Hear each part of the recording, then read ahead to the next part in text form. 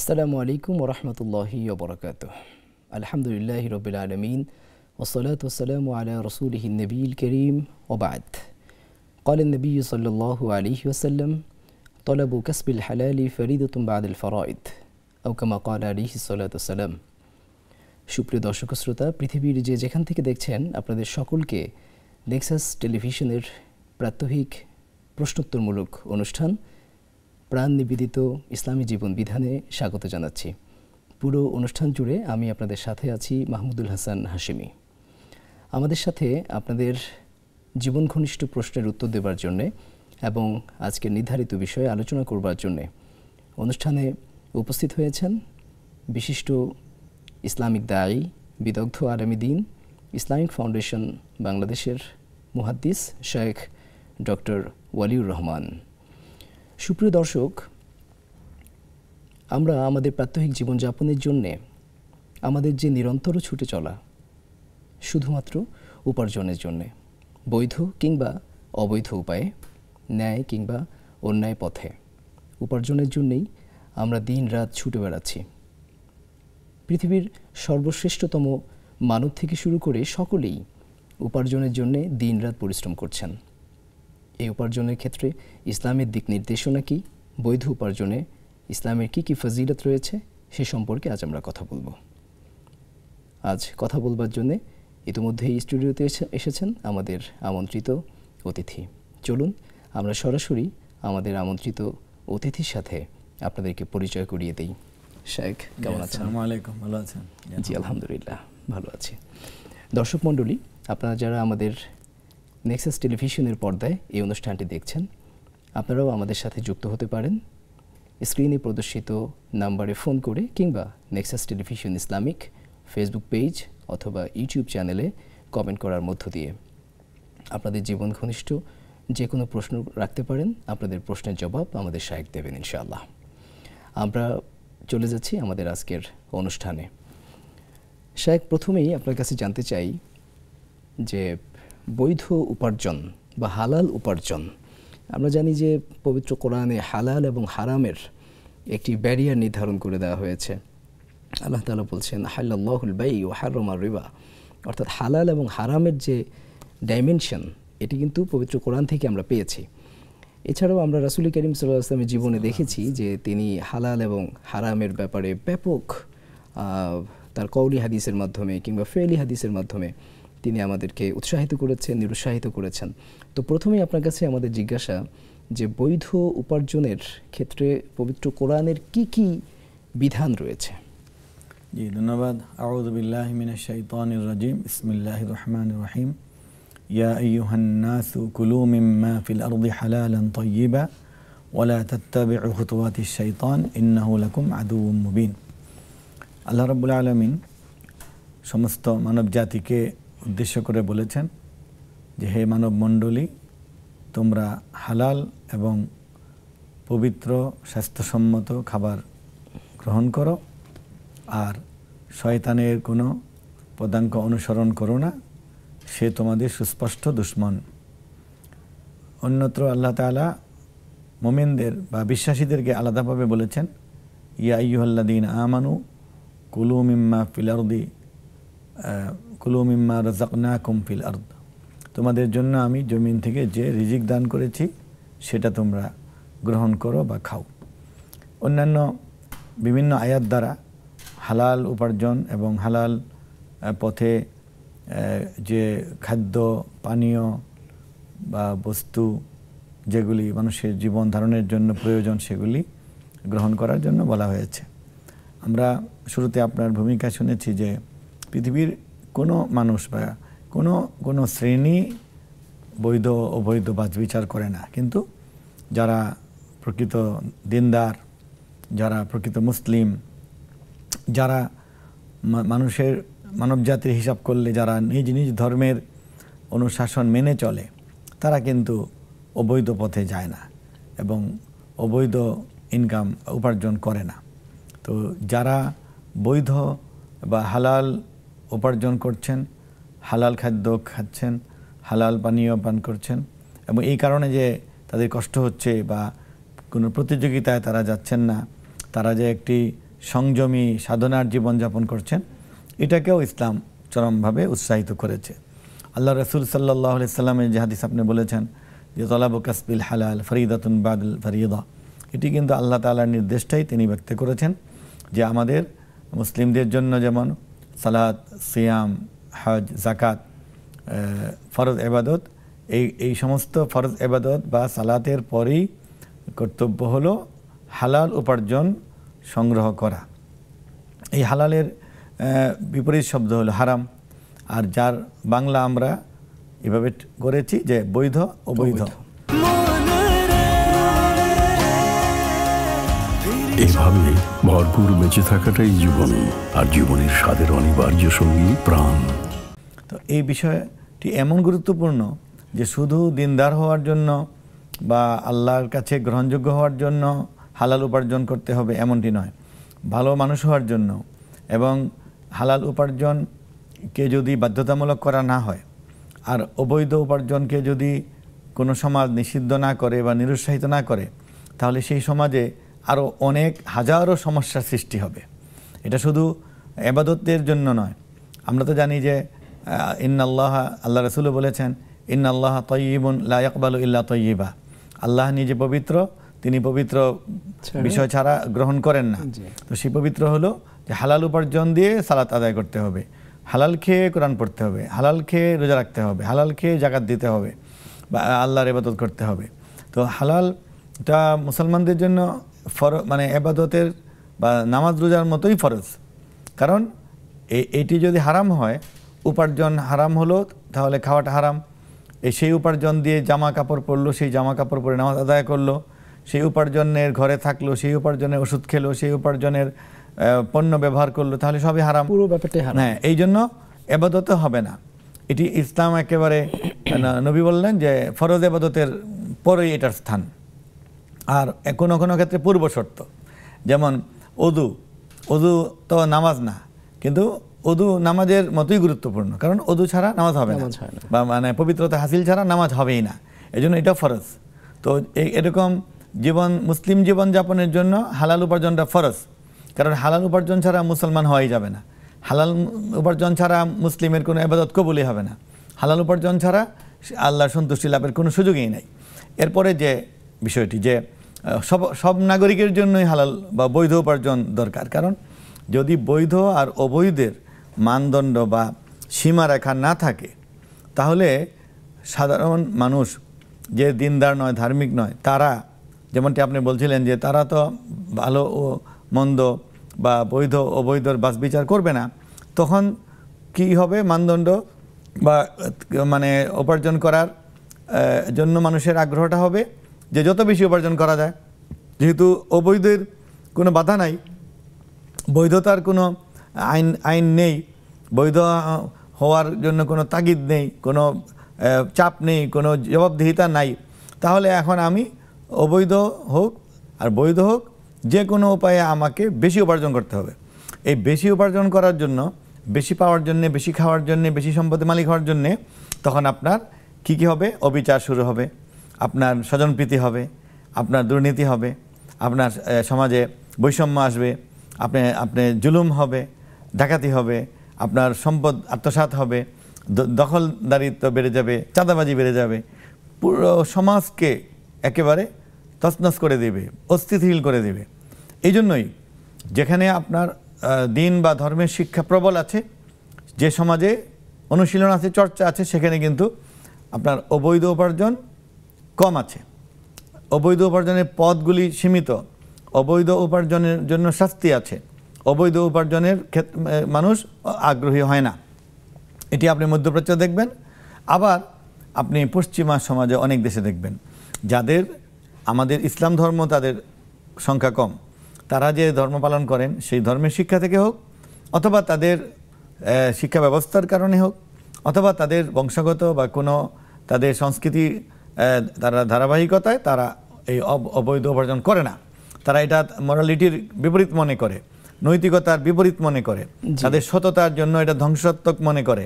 এই সততা নষ্ট হবে দেখে, তাদের অনেস্টি থাকবে না দেখে অবৈধ উপার্জন করে না।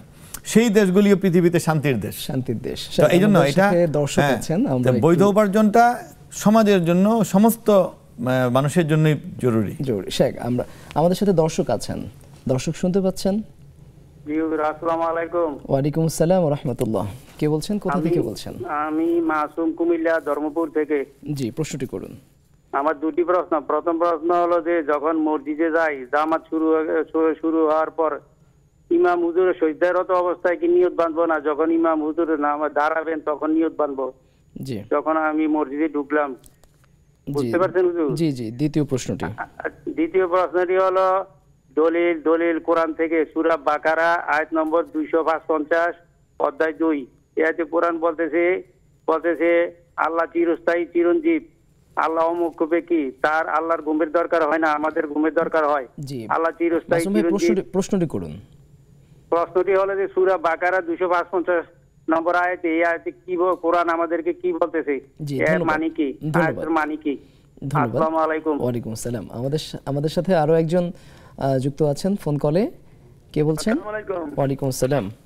স্যার, আমি পাবনা থেকে সুজানগর থেকে আব্দুল জব্বার বলছি। ভালো আছেন? জি জব্বার ভাই, ভালো আছি। জি, আমার প্রশ্ন আছে। প্রথম প্রশ্ন হচ্ছে সূরা মিলানো, এটা আসলে আমি বুঝিনি।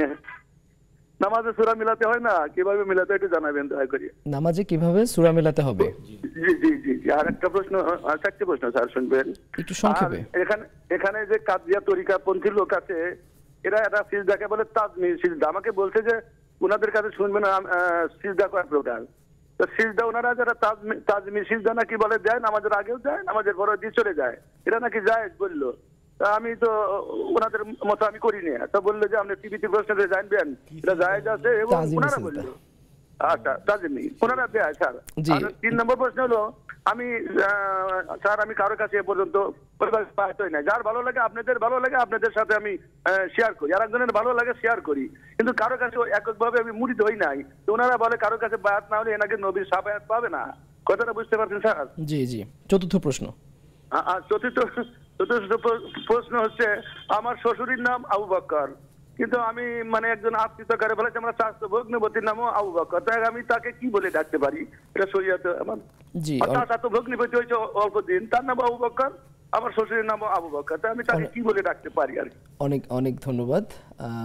দর্শক মণ্ডলী, আমরা আমাদের অনুষ্ঠানের এ পর্যায়ে ছোট্ট একটি বিরতি নেব। বিরতির পর প্রশ্নের উত্তর দেওয়া হবে।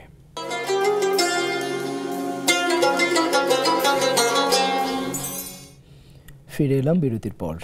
দর্শক মণ্ডলী, আপনাদের প্রশ্নের উত্তর দেবেন আমাদের আজকের অতিথি শেখ ওয়ালিউর রহমান খান। ইতিমধ্যে আমাদের কাছে বেশ কিছু প্রশ্ন এসেছে। প্রথমে একজন ভাই প্রশ্ন করেছেন, সেজদারত অবস্থায় একজন মুসল্লি যদি ইমাম সাহেবকে পান, সেক্ষেত্রে তিনি সালাতের নিয়ত কখন করবেন? ইমাম সাহেব যখন সেজদায় আছেন তখনই, নাকি সেজদা থেকে দ্বিতীয় রাকাতে উঠবার পর? জি, এভাবে ভরপুর বেঁচে থাকাটাই জীবন, আর জীবনের স্বাদের অনিবার্য সঙ্গী প্রাণ। অনেক ভালো প্রশ্ন করেছেন। কেউ মসজিদে প্রবেশ করে ইমাম বা জামাতকে যে অবস্থায় দেখেন না কেন, তিনি তার ওই নামাজের নিয়ত করে ফেলবেন। দাঁড়িয়ে করতে হবে। করে তিনি যদি দেখেন যে ইমাম সাহেব রুকুতে, তাহলে রুকুতে যাবেন।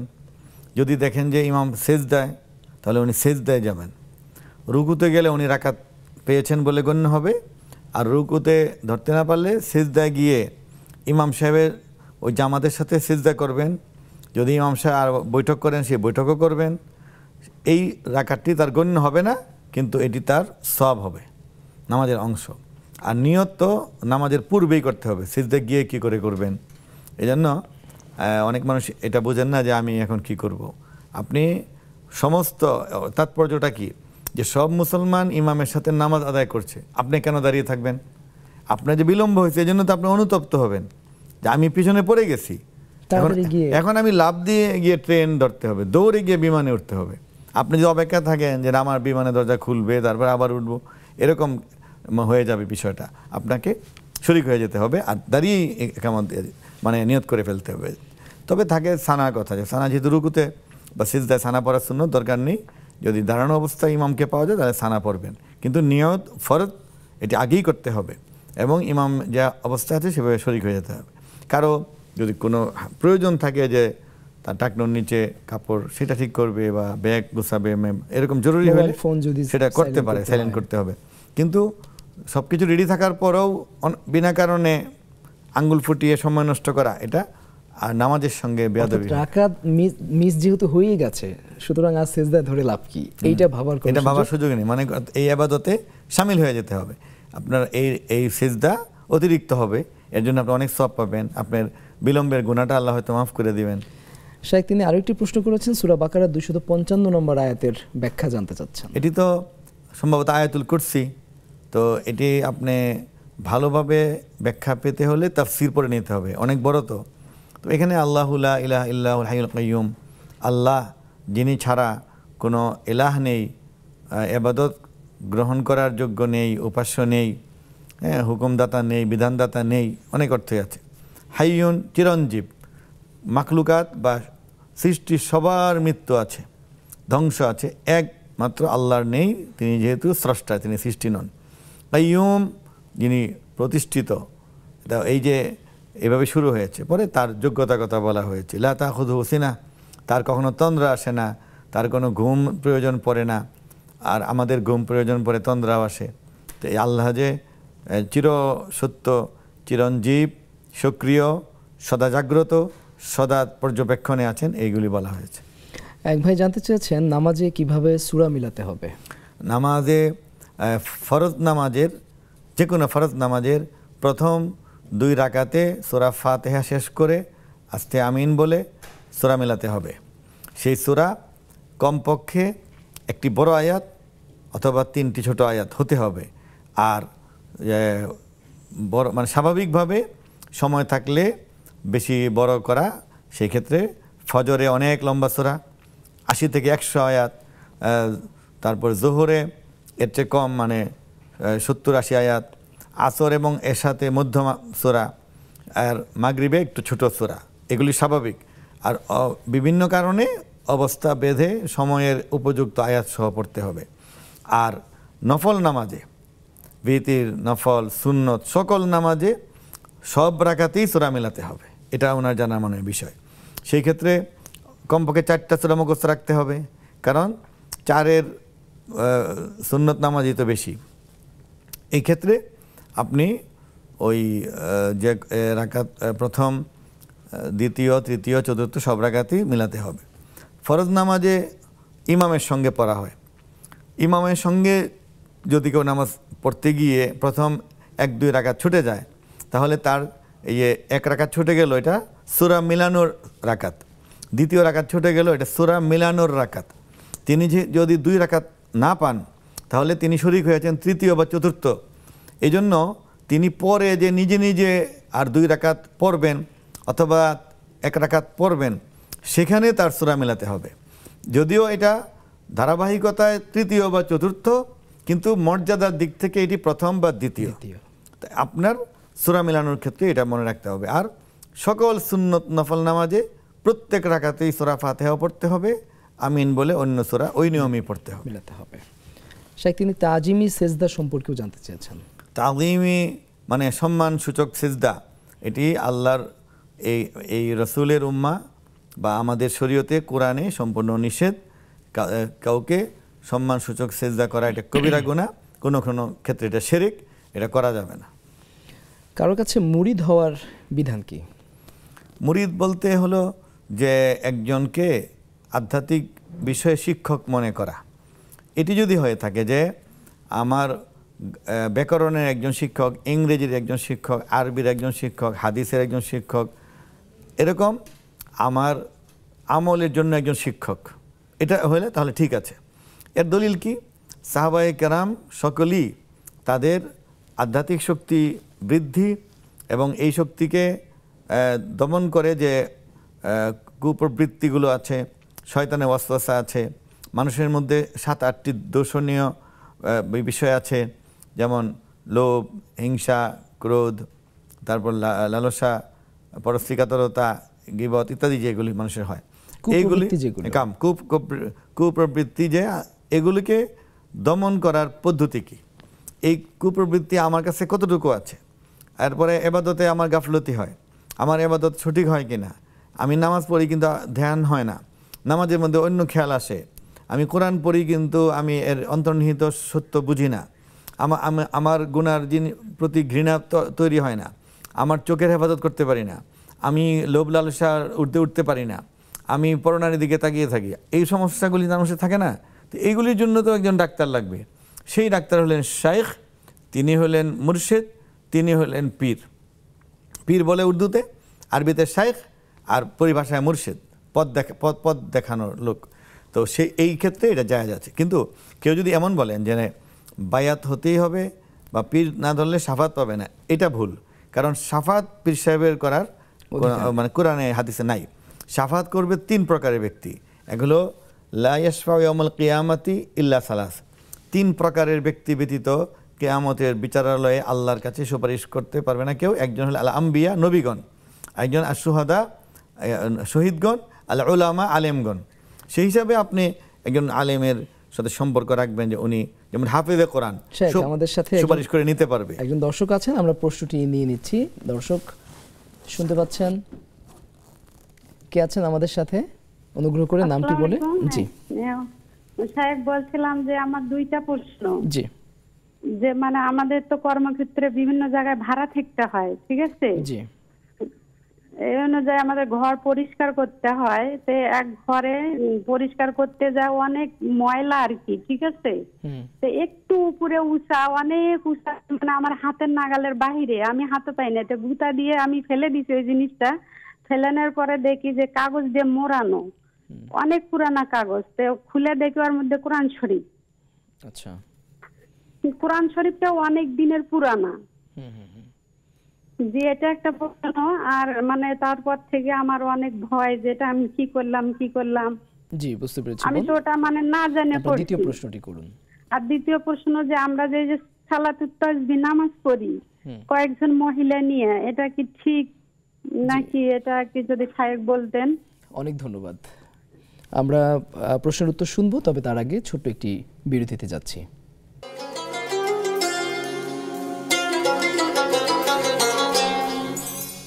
বিরতির পর ফিরে এলাম আপনাদের প্রিয় অনুষ্ঠান ইসলামী জীবন বিধানে। শুনছিলেন প্রশ্নোত্তর। আমাদের কাছে আরও একটি প্রশ্ন আছে। এক ভাই জানতে চেয়েছেন যে তার ফাদার ইন ল, শ্বশুর এবং তার ছোট বোন জামাই দুজনের নামে আবু বকর, সেক্ষেত্রে তিনি তাদেরকে কিভাবে সম্বোধন করবেন? এটি তো বড় কোনো সমস্যা নয়। তিনি শ্বশুরকে তো বাবা, আব্বাজান বা আব্বু যা বলার বলবেন, এভাবে তাই তার নাম তিনি সম্বোধনের সময় কখনোই তো বলবেন না, এটাই স্বাভাবিক। অন্যের কাছে পরিচয় দিতে গেলে শ্বশুরের নাম জানতে চাইলে বলবেন। আর ঠিক এরকমই ভগ্নিপতি, মানে বোঝা যাচ্ছে ছোট বোনের হাজব্যান্ড, তাহলে তিনি কাউকে পরিচয় করাতে হলে নাম বলতে হলে আবু বকর ভাই নাম বলবেন, কোনো বাধা নেই। এখন শ্বশুরের সামনে বা ওই মজলিসে, ওই বাড়িতে এই নামটি বলে উচ্চারণ করাটা, এটা আদবের খেলাফ। এটি তার মনে প্রশ্ন বা রেখাপাত করেছে। এক্ষেত্রে তিনি তার ছোট ভাই হিসেবে বলবেন, ছোট ভাই আসো, অথবা তিনি শুধু বকর বলবেন, বকর আসো, ছোট সংক্ষিপ্ত নাম বলবেন। হ্যাঁ, যেমন কারো নাম যদি সালাহউদ্দিন হয়, তা আমরা সালাহ আসো, আবু সালেহ হলে সালেহ আসো বলি না, উনি সংক্ষেপে বলবেন। এটা বলাতে কোনো গুনাহ হবে না, উপস্থিত শ্বশুরের নামটি উচ্চারণ না করলেই হলো। এক বোন জানতে চেয়েছেন, তিনি একটি বাসা ভাড়া নেবার পর সে বাসা পরিষ্কার করতে গিয়ে তিনি পুরাতন কাগজের মধ্যে মানে কোরআন শরীফ কোরআনের কপি হাতে ধাক্কা লেগে পড়ে। এই ক্ষেত্রে তার এটি হলো, যেহেতু তিনি সম্পূর্ণ না জেনে এই কাজটি করেছেন, কোরআনুল কারীম পড়ে যাওয়াতে যে একটা আদবের খেলাপ কাজ হয়েছে, এই জন্য তিনি আল্লাহর কাছে ক্ষমা চাইলে হবে। তিনি আস্তাগফিরুল্লাহ পড়বেন, তিনি জানতেন না। আর এটি যদি অনেক পুরনো বলতে পাঠের অযোগ্য হয়ে গিয়ে থাকে, তাহলে এটি আবারও এরকম দুর্ঘটনা হতে পারে। সেক্ষেত্রে তিনি এটিকে একটি সুন্দর ব্যাগে ভরে নদীর স্রোতের মধ্যে ছেড়ে দিবেন, কাউকে দিয়ে পাঠিয়ে দিবেন যে তুমি নদীর মাঝখানে রেখে আসো। এটি হলো উত্তম। আর যদি নদী ওই অঞ্চলে না থাকে, তাহলে অনেক মানে বড় মাটি খনন করে এটাকে দাফন করার মতো করে দিবেন। আর ওই যে হাত থেকে পড়ে গেছে, এর জন্য শরীয়তে তেমন কিছু নেই, আস্তাগফিরুল্লাহ পড়লেই হবে। শেখ তিনি সালাতুত তাসবিহ সম্পর্কে জানতে চেয়েছেন। সালাতুত তাসবিহ এটি আবু দাউদ শরীফে দিয়েছে, কিতাবে আছে। এটি তিনি যেভাবে বলেছেন মানে জামাতে পড়েন কিনা তাহলে অন্যায় হবে, এরকম নিয়ম নেই। এটা নফল ইবাদতগুলি বেশিরভাগই শুধু আল্লাহকে খুশি করার জন্য একাকী পড়তে হবে। তো সালাতুত তাসবিহ একাকী মানে পড়তে অনেক সময় আগ্রহ কম লাগে, এই জন্য হয়তো তার বান্ধবীরা অন্য মহিলারা এসেছেন, তো প্রত্যেকেই আলাদাভাবে পড়বেন। এবং যে নিয়ম আছে অন্যান্য নামাজ পড়ার পর কেউ যদি ফরজ নামাজ না পড়েন, ফরজ পর্দা না করেন, ফরজ জাকাত না দেন, তাহলে সালাতুত তাসবিহ তো কোনো কাজে আসবে না। নফল হলো ফরজ আদায় করার পর, যার চাকরি নাই সে বেতন কী পাবে, যার বেতন নেই সে বোনাসের আশা কী করবে। এই জন্য এটাও খেয়াল রাখতে হবে যে আপনি পর্দা ঠিক আছে কিনা, লেনদেন ঠিক আছে কিনা, মানুষের কষ্ট দেন কিনা, হ্যাঁ সেগুলি ঠিক। এরপরে আপনি সালাতুত তাসবিহ পড়লে এটা কাজে লাগবে। সেই ক্ষেত্রে যে 4 রাকাত নামাজ, সেখানে যে যথারীতি যে তাসবিহ, দোয়া, তাশাহুদ, সুবহান রাব্বিল আযীম, সুবহান রাব্বিল আলা, এগুলি কিন্তু পড়তে হবে। এগুলির পর ওই 15 বার, এরপরে গিয়ে 10 বার 10 বার করে এক এক রাকাতে 75 বার হবে। 4 রাকাত নামাজ পড়লে 4 75 300 বার সুবহানাল্লাহি ওয়া আলহামদুলিল্লাহি ওয়া লা ইলাহা ইল্লাল্লাহ আল্লাহু আকবার পড়া হবে। তো এটি পড়া ভালো। এভাবে ভরপুর বেঁচে থাকাটাই জীবন, আর জীবনের স্বাদের অনিবার্য সঙ্গী প্রাণ। আল্লাহ রাসূল বলেছেন যে সালাতুত তাসবিহ সম্ভব হলে এটা তোমরা প্রতিদিন পড়ো, না পারলে সপ্তাহে পড়ো, তা না পারলে তোমরা অন্তত বছরে মাসে পড়ো, না হলে বছরে একবার পড়ো, তাও না পারলে জীবনে একবার পড়ো। দর্শক আছেন, একটু দর্শককে নিয়ে নিচ্ছি। দর্শক কে আছেন আমাদের সাথে? আসসালামু আলাইকুম। ওয়ালাইকুম আসসালাম ওয়া রাহমাতুল্লাহ। নামাজে ফজর নামাজ এবং মাগরিব নামাজে আমি অনেক আমল করি। দেখা যাচ্ছে যে কোরআন শরীফ উযু অবস্থায় পড়লাম, আমলগুলো করতে করতে অর্ধেক সময় উযু ভেঙে গেল, ওই অবস্থায় কি বাকি আমলগুলো আমার শেষ করা যাবে? এটা একটা প্রশ্ন। আর একটা হচ্ছে আমরা যে রাসূলের রওজায় সালাম দেই, এখান সেটা কিভাবে দিব একটু যদি শায়েখ আমাদেরকে ভালোভাবে বুঝাই দেন। জি, অনেক ধন্যবাদ। বোন জানতে চেয়েছেন যে তিনি ফজরের পরে বা মাগরিবের পরে যে আমলগুলো করেন। আপনার প্রশ্নের উত্তর খুবই সহজ। সেটি হলো যে আপনি কোরআন শরীফ যতক্ষণ স্পর্শ করে তেলাওয়াত করবেন, কোরআন শরীফ হাতে নিয়ে সামনে নিয়ে, ততক্ষণ ওযু থাকতেই হবে। আর এরপর ইশরাকের সালাত, এটাও তো ফজরের পরে আমল, এটার জন্য ওযু থাকতেই হবে। কোরআন শরীফ যথাস্থানে রাখা পর্যন্ত ওযু আমরা লাগবে। এরপর আপনার যদি কোনো কারণে ওযু চলে যায় বা শীতকাল আবার করতে পারছেন না, করলে ভালো, আবারও ওযু করে আপনি যদি সুবহানাল্লাহ আলহামদুলিল্লাহ সেটাও ওযু করে পড়েন, সব বেশি পাবেন। দরুদ শরীফ যদি ওযুর সাথে পড়েন অনেক সব পাবেন। আয়াতগুলি মুখস্থ, যেগুলি যেমন আয়াতুল কুরসি, সূরা ইয়াসিন, এগুলো মুখস্থ পড়লে ওযু লাগবে না, কিন্তু আপনি ওযুর সাথে পড়লে সব পাবেন। তো ওই বাকি আমলগুলি ওযু না থাকলেও আপনি শেষ করে ফেলবেন। তাসবিহগুলো, ইস্তেগফারগুলো, বাকি আমলগুলো করবেন। শেখ আমাদের সাথে আরেকজন দর্শক আছেন। দর্শক জি, হ্যালো। জি, আসসালামু আলাইকুম। ওয়ালাইকুম আসসালাম। জি বোন। জি, আমার নাম মুক্তি। জি। আমি 10-15 বছর পর আপনাদের সঙ্গে পেয়েছি। আমি এখন ইসলামের কোনো অনুষ্ঠানে লাইন নিতে পারছি না। আমি খুব একটা কষ্টের জন্য আমি আমার প্রচন্ড রকমের কষ্টে আছি। আমি আমার পুত্র থেকে পেলে খুব খুশি হবো। আমার ছেলে জি জি বোন, আপনি অনুগ্রহ করে প্রশ্নটা যদি একটু জি, আমার ছেলে করতে আর কি বরিশাল শেরেবাংলা মেডিকেলে। ওর বয়স হচ্ছে 21 বছর, শেষ হলো এবছর আর কি। ও 3rd ইয়ারে উঠবে, আগামীকাল খেতে টপ পরীক্ষা। তো প্রশ্নটা হচ্ছে হুজুর, আমার ছেলের সাথে একটা মেয়ের সাথে সম্পর্ক হয়েছে, ওখানেই মেয়েও পড়ছে, একসঙ্গে পড়াশোনা করছে। তো আমার ছেলে আমাকে সেদিন জানালো যে আম্মু, আমরা তো আসলে এইভাবে সম্পর্কটা করতে চাচ্ছি না, আমরা চাচ্ছি যে আমাদেরকে অন্তত একটা হালাল সম্পর্ক হোক, আমাদের জাস্ট একটা বিয়ে করায় দাও, আমরা যখন দুজনে এস্টাবলিশ হবো তখন আমাদের পারিবারিক ভাবে যা হবার হবে। এবং মেয়ের বাবা মাও তাতে রাজি, তারাও বলছে যে অসুবিধা নাই। হুজুর আমাদের অবস্থাটা আমি সেভাবে ছেলেকে এই করতে পারছি না। প্রশ্নটি সংক্ষেপে করুন। এখন হুজুর আমার মেইন প্রশ্ন হচ্ছে এই বিষয়টা নিয়ে আমার আত্মীয় স্বজনের সাথে আমার খুব একটা ভালো সম্পর্ক যাচ্ছে না, সবাই আমার ছেলেকে খুব খারাপ ভাবছে। যে আমার ছেলে নাকি অনেকে বলে যে হ্যাঁ তোমার ছেলে তো শেষ, চরিত্র নষ্ট হয়ে গেছে, ঠিক আছে দিয়ে দাও, বাদ দিয়ে দাও। মানে এখন আমি ছেলের পক্ষ নিব না আত্মীয় জি বোন বুঝতে পেরেছি, আমি ঠিক বুঝতে পারছি। বুঝতে পেরেছি আপনার প্রশ্নটি। আর কোনো প্রশ্ন আছে? ঠিক আছে, ধন্যবাদ। জি, আমরা যে প্রশ্নের উত্তর দিচ্ছিলেন যে অজু ছাড়া আমল করা যাবে কি? উনি করবেন, অন্য আমলগুলি করবেন, শুধু কোরআন স্পর্শ বাদে। তিনি আরো একটি প্রশ্ন করেছিলেন যে রওজায়ে পাকে, রওজায়ে আতহারে তিনি কিভাবে সালাম পৌঁছাবেন? রওজা আতহারে তো আপনি এই নিজের দেশে বাংলাদেশে বাড়িতে বসে তো পারছেন না, এখান থেকে আপনি দরুদ এবং সালাম পড়তে পারবেন। আর রওজা আতহার বলতে রাসূলুল্লাহ সাল্লাল্লাহু আলাইহি সাল্লামের রওজায় আপনি গেলে তখন সালাম পেশ করবেন। সেই ক্ষেত্রে মহিলাদের যে সালামের টাইমিং আছে, সময় দেওয়া আছে, সেই সময়ে আপনাকে যেতে হবে।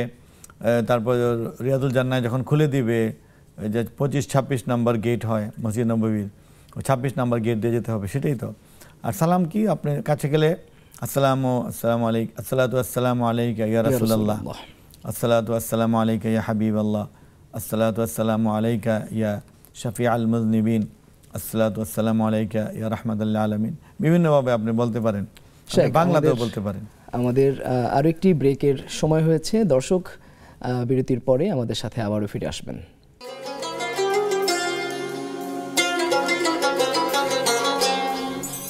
বিরতির পর আরও একবার স্বাগত জানাচ্ছি আপনাদের প্রিয় অনুষ্ঠান নেক্সাস টেলিভিশনের প্রাত্যহিক আয়োজন প্রাণ নিবেদিত ইসলামী জীবন বিধানে। দর্শক মণ্ডলী, শুনছিলেন বৈধ উপার্জন নিয়ে শেখ ওয়ালিউর রহমান স্যারের আলোচনা। আমরা আরও একটি প্রশ্ন আমাদের কাছে আছে, প্রশ্নের উত্তর দেবার পরে আমরা স্যারের কাছে বৈধ উপার্জন শীর্ষক আলোচনাটি শুনব। শেখ আরেকজন প্রশ্ন করেছেন, তার ছেলে একটি মেডিকেল কলেজে পড়াশোনা করে, তার বয়স হচ্ছে 21 বছর এবং হয়তো সমবয়সী আরও একজন মেয়ের সাথে তার সম্পর্ক গড়ে উঠেছে। এক্ষেত্রে একজন মা হিসেবে তার কি করণীয়? ভালো বিষয় জানতে চেয়েছেন। ছেলে মেয়েদের মধ্যে যে সম্পর্ক হয়, এটা মানে শরীয়ত সম্মত সীমার বাইরে যেন না যায়। তো যদি এটি মানে তাদের পক্ষে এই সম্পর্ক ছিন্ন করা, স্বাভাবিক লেখাপড়া করা, স্বাভাবিক জীবনযাপন করা সম্ভব হলে সর্বোত্তম ভালো। যদি এমন হয় যে না, এটা তারা ত্যাগ করতে পারবে না, তাহলে আপনার ছেলে যেটি চেয়েছে যে একটা আকদ করিয়ে দেন, মানে বিয়ে পড়িয়ে দেন।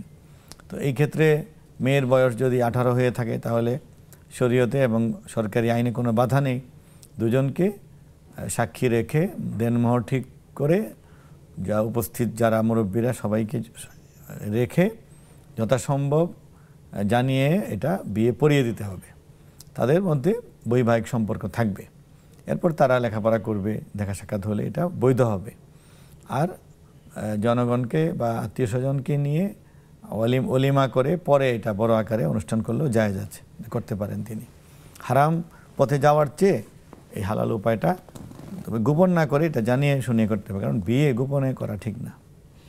শেখ, বৈধ উপার্জন এই সংক্রান্ত বিষয়ে আমাদের দেশে যে ব্যাংকিং সেক্টর রয়েছে, এই ব্যাংকিং সেক্টরগুলোতে যারা জব করেন তাদের ক্ষেত্রে অনেক সময় শোনা যায়, যেহেতু ব্যাংকের সাথে সুদের একটা ওতপ্রোত সম্পর্ক থাকে, তো তারা আসলে কি করবেন? ব্যাংক এবং বিমা এবং আর্থিক প্রতিষ্ঠান যারা লিজিং কোম্পানি লোন দেয়, এদের সকলের ক্ষেত্রেই একই হুকুম যে যেহেতু লানা রাসূলুল্লাহ সাল্লাল্লাহু আলাইহি ওয়াসাল্লাম আকিলার রিবা ওয়া মুকিলাহু ওয়া কাতিবাহু ওয়া শাহিদাইহি, যে আল্লাহ এবং রাসূল অভিশাপ দিয়েছেন সুদ দাতা, গ্রহীতা, সুদের লেখক, সুদের সাক্ষী, সুদের এগ্রিমেন্টে যারা, সেই হিসাবে তো সবাই দোষী। এবং সুদ অনেক বড় হারাম একটা বিষয়, কবিরা গুনার একটি। সেই জন্য এর সহযোগী হওয়াটার যে গুনাহ, এটা তো এসে যাবে সুদী ব্যাংকে চাকরি করলে। এই জন্যই বলা হয় যে একজন মানুষ শিক্ষিত হয়ে চেষ্টা করতে হবে অন্য চাকরির, তারপরে কোনো উপায় নেই যে তার জীবন ধারণের জন্য, বেঁচে থাকার জন্য এই ব্যাংকে চাকরি নিল, তাহলে তাকে নিরন্তর চেষ্টা করতে হবে অন্য চাকরি, অন্য জব, অন্য কোনো পেশা গ্রহণের। এমন যদি কারো সুযোগ থাকে যে অন্য পেশায় যেতে পারে, অথবা সে একটি ব্যবসা করতে পারে, কোনো রকম সে ডাল ভাত খেয়ে তার জীবন নতুনভাবে শুরু করতে পারে, তাহলেও সেই চাকরি ছেড়ে দিতে হবে। এটা শরীয়তের বিধান। এখন এই শরীয়তের দৃষ্টিতে হালাল উপার্জনের জন্য এই সুদী কারবার বা সুদের প্রতিষ্ঠান তো বাধা, এটি ত্যাগ করতে হবে।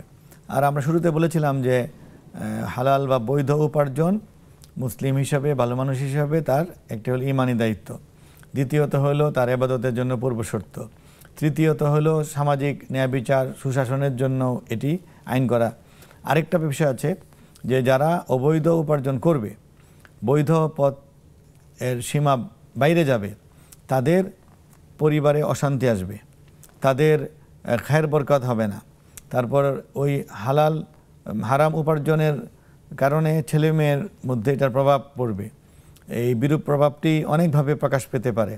তারা অবাধ্য হয়ে যেতে পারে, তাদের কখনো দুর্ভাগ্যের শিকার হতে পারে, তাদের উপর কোনো বালা মুসিবত আসতে পারে, পরিবারের মধ্যে অনেক দিক থেকে বারাকা উঠে যাবে, এগুলি আছে। এবং এক প্রজন্ম না হলে কোনো পরবর্তী প্রজন্মের মধ্যে তাদের আখলাক, চরিত্র, নৈতিকতা, তাদের মান সম্মান ইত্যাদিতে কোনো বিপর্যয় সৃষ্টি হতে পারে। সব দিক থেকেই এই বৈধ উপার্জন এটি অত্যন্ত গুরুত্বপূর্ণ। আর সমাজের জন্য তো বললামই, আপনি দরিদ্র শ্রেণীর দিকে তাকাবেন যে তারা যদি শুধু অবৈধ পথ থেকে বাঁচার জন্য তারা সীমিত আয় নিয়েই বেঁচে আছে, এরাই তো দরিদ্র। তাহলে যে মানুষগুলি মানে হালাল উপার্জন করতে গিয়ে হারাম থেকে বাঁচার জন্য সে দারিদ্রকে মেনে নিয়েছে, সে অল্পে তুষ্ট থেকেছে, তার বিচারটা আল্লাহ কীভাবে করবেন?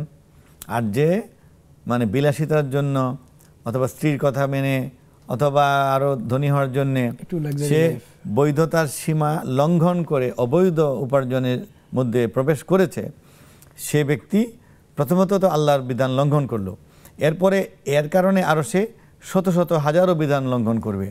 এমন দেখা যাবে যে একসময় তার ঈমান সে হারিয়ে ফেলবে, পরকালে বিশ্বাস তার লুপ্ত হয়ে যাবে, সে তার কবরে আযাবে ভয় থাকবে না। তখন দেখা যাবে কি যে অবৈধ উপার্জনটাই তার কাছে বৈধ মনে হবে এবং অবৈধ উপার্জনের বিষয়টা আলোচনা কেউ আনবে না। তখন দেখা যায় কি যে যার মানে সারা জীবনে প্রয়োজন 10 কোটি, সে 100 কোটি টাকার মালিক হতে জন্য পাগল হয়েছে। যার 100 আছে সে 500, যে 500 আছে সে 1000 কোটি, 1000 কোটি, 10,000 কোটি, 80,000 কোটি টাকা চুরি করে মানুষের হক নষ্ট করে সে মানে পালিয়ে যাবে।